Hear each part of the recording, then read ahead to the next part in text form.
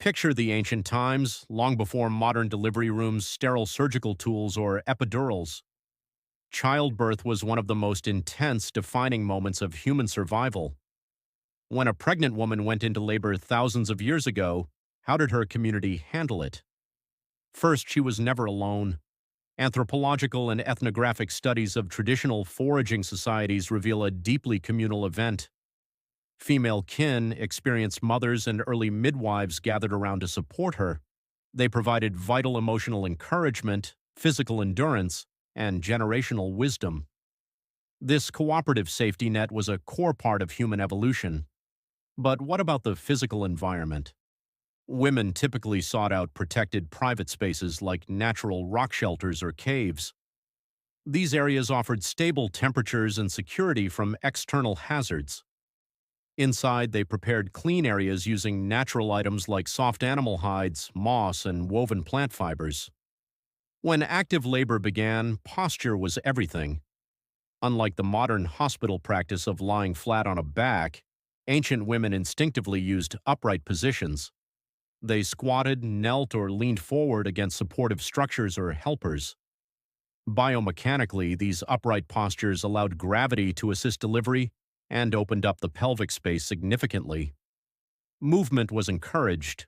Women would walk, sway, or shift to manage contractions efficiently. Pain management relied entirely on what nature provided. Indigenous and traditional groups utilized local plants for herbal teas and poultices. Ingredients like raspberry leaf were used to tone uterine muscles, while willow bark provided natural relief for aches. Supportive hands massaged the lower back to ease the intense pressure of transition. Every contraction brought new waves of physical challenge. The surrounding women offered continuous words of encouragement and reassurance. Breathing together, they synchronized their energy to keep the mother grounded. Physical touch played a massive role in soothing fear and tension. Cool compresses made from wet leaves were pressed against the mother's forehead to cool her down. The rhythm of the labor became a shared community effort. As the final moments approached, the helpers positioned themselves firmly to catch and support. The mother dug her feet into the earth or held tightly to a trusted relative's hands. Pushing through the intense exertion required every ounce of her strength. When the baby finally arrived, practical tools stepped in. Sharp flint blades or cleanly snapped obsidian were used to sever the umbilical cord. The newborn let out its first cry, echoing off the ancient cave walls. Relief and joy washed over the circle of supporters. The newborn was washed gently with warm water from nearby streams. Then came the vital moment of wrapping and warming the infant. The baby was immediately placed into direct skin-to-skin contact with the mother.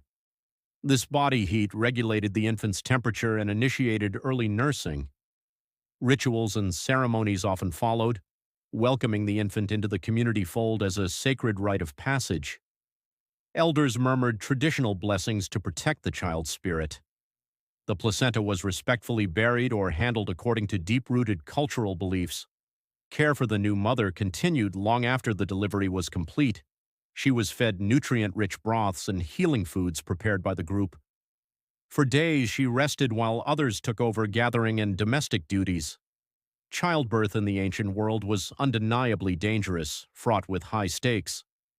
Complications could arise without warning, testing the limits of ancient knowledge.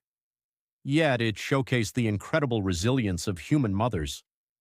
Backed by the collective care of their community, they brought the next generation into the world. They relied purely on instinct, gravity, and each other. Passing down these invaluable birth secrets from generation to generation ensured human survival